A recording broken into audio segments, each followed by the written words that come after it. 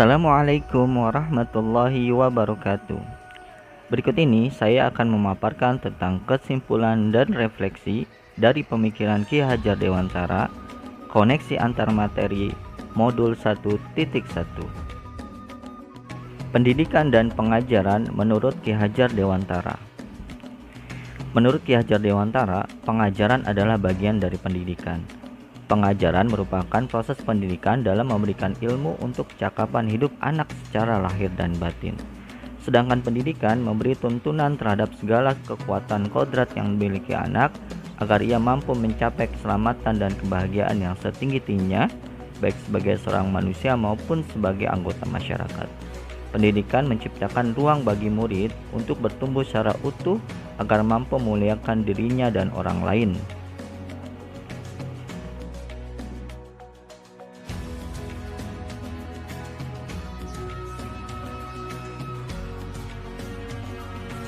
Sebelum saya mempelajari modul 1.1 ini, pembelajaran yang saya lakukan yaitu pembelajaran yang hanya sebatas transfer ilmu dan materi saja. Yang kedua, saya hanya melihat nilai dari aspek kognitif saja tanpa mempertimbangkan dari aspek-aspek yang lain. Selanjutnya, saya juga tidak memperhatikan karakteristik murid yang sebenarnya beragam dan berbeda. Saya juga beranggapan bahwa keberhasilan dari seorang murid hanya ditentukan oleh nilai KKM saja. Murid hanya menjadi objek dalam pembelajaran, sehingga pembelajaran hanya berpusat pada guru atau dikenal dengan metode teacher center. Saya juga tidak memperhatikan murid apakah sudah benar-benar paham atau belum. Saya hanya mengejar materi tanpa memperdulikan kepahaman mereka, sehingga pada saat evaluasi, banyak dari murid-murid yang tidak tuntas dalam pembelajaran.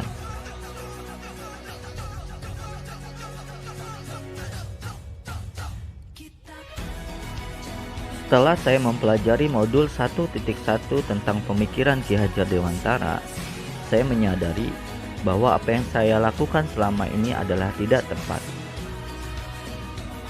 Seharusnya saya melakukan pembelajaran secara menyeluruh dengan memperhatikan aspek kognitif, psikomotor, afektif, spiritual, sosial, dan budaya.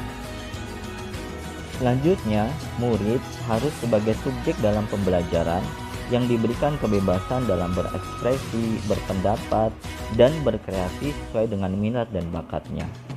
Guru harus sebagai fasilitator dalam pembelajaran yang dapat menuntun terhadap minat dan kemampuan murid.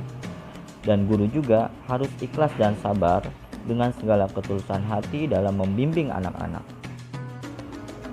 Oleh karena itu, saya harus mempelajari karakteristik murid yang unik dan berbeda-beda, sehingga memberikan kesempatan kepada murid untuk tumbuh dan berkembang sesuai kodrat.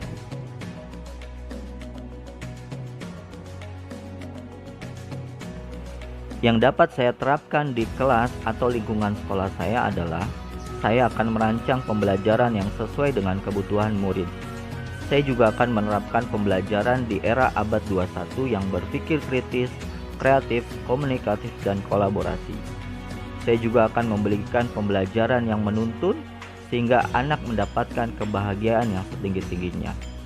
Dan saya juga akan lebih mengenali karakter murid dan selalu berkomunikasi dengan baik kepada mereka.